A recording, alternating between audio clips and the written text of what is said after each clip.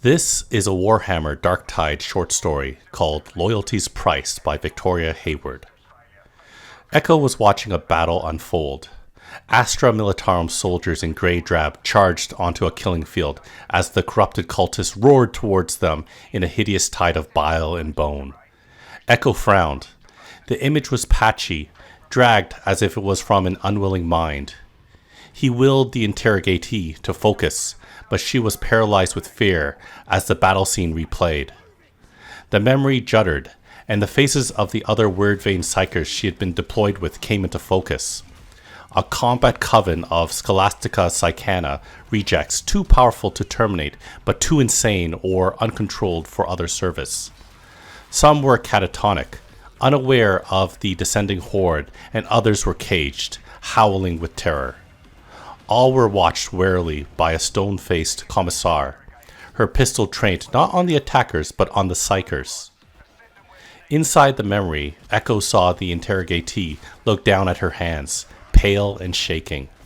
Strands of energy crackled around her fingers as a chant started up amongst the more lucid word veins. He felt a static vibration and smelt a metallic burn as the word veins reached for one another's minds, and their powers began to harmonize. The enemy horde grew closer, and the interrogatee moaned in pain, her body sparkling with dangerous warp energies. The commissar called a warning as the air pressure changed. Echo focused.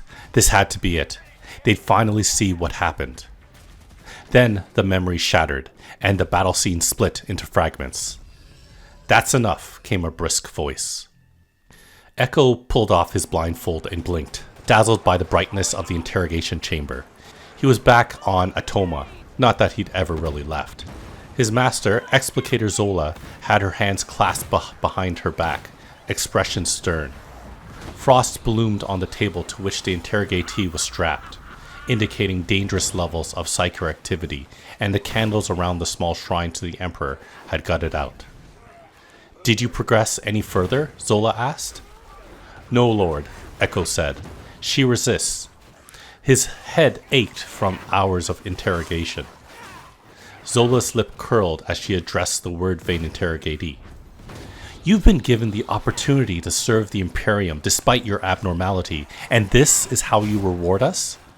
We lost an entire company in the attack on Nox Alpha, and yet you survive. Why?" She yanked the woman's head up by the hair to glower at her. "What are you hiding?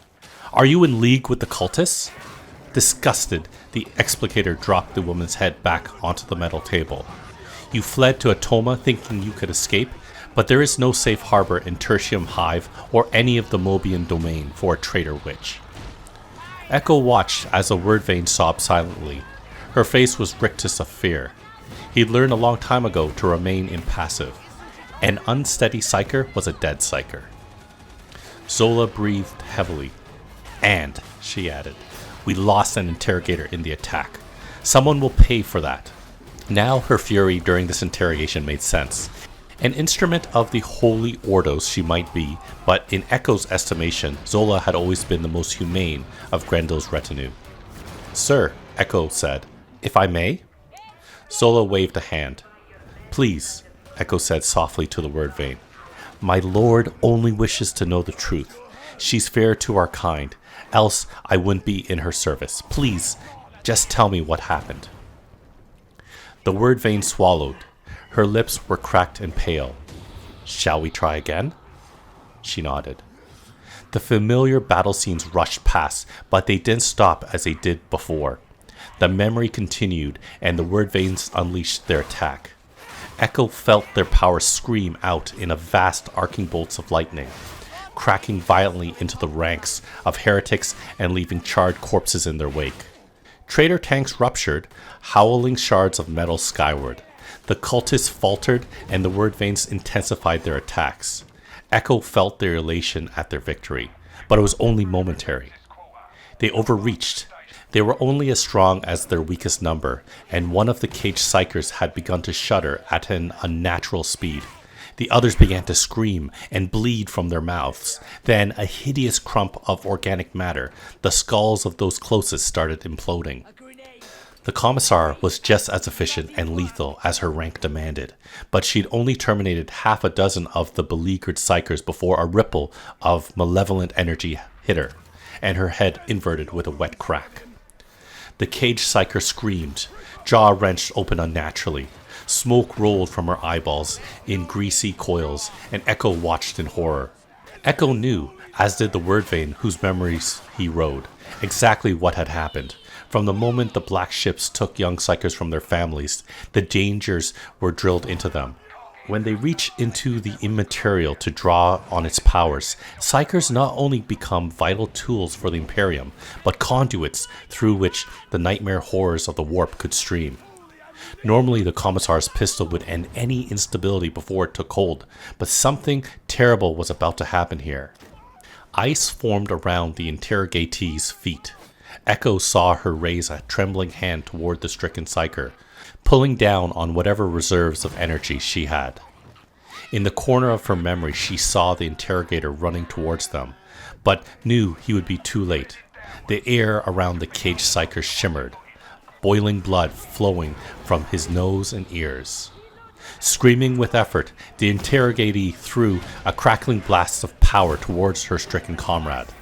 The explosion ruptured the battlefield, throwing the interrogatee to the ground. The memory faded to darkness, and scorch filled Echo's nostrils. Echo pulled his blindfold off. "Well?" Zola snapped. "There was going to be a breach," Echo said. She terminated the corrupted Psyker before it happened. Regretfully, the interrogator was too close to the blast to survive. So she acted in good faith and hid her actions from us through fear. Zola nodded, looking down at the interrogatee. Tears of blood streamed down the exhausted Wordvane's face. The interrogation process was not gentle, although Echo always tried to reduce the hurt. Then she shall have mercy. Echo breathed a sigh of relief. "The Emperor's mercy," the explicator said, drawing her pistol, firing 2 rounds directly into the woman's skull. Echo froze in shock as the woman's body went limp. "A waste," the explicator said grimly. "But there's no coming back from exposure to a corrupted element. Termination is the only way." Echo stared blankly. "This must be difficult for you," Zola said. "But fear not. Should your abnormality ever threaten your ability to serve him on Terra, I'll not hesitate to end your suffering. Isn't that a comfort?" "Yes, Lord. Thank you, Lord," Echo replied tonelessly, shame and fear incised on his heart. The explicator nodded as she left the chamber. Only in death does duty end, remember that. Echo glanced back at the Wordvane's body as he followed her out. "I won't forget, Lord."